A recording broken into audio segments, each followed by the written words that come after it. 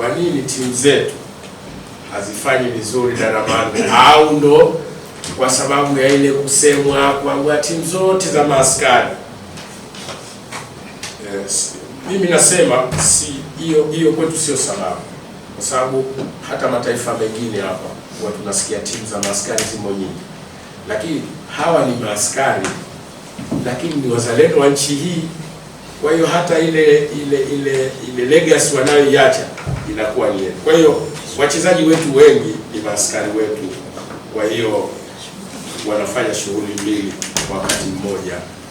Wakati mwingine pia inatokea hivi, moja ni kazi za uaskari na pili ni kucheza mpira. Ndio maana wakati mwingine viwango vyao vinakuwa havikidhi, kwa sababu hapa ulisema kwa nini sasa hivi kama tumezorota.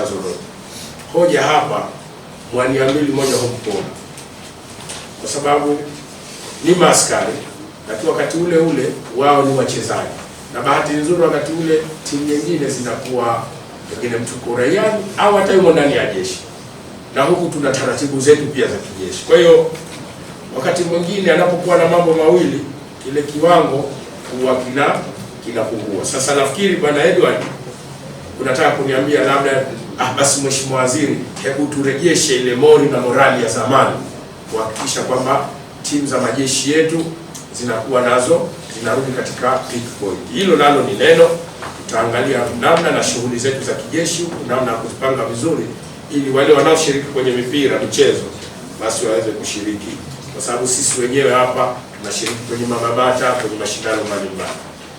Hata sisi wenyewe tuna jambo letu kama idara maalum, tunataka kuliratibu. Kuna wiki hiyo ambayo moja kati ya hizo component swala la michezo nalo ni kulipa. Hilo tutalizungumza siku za mbele.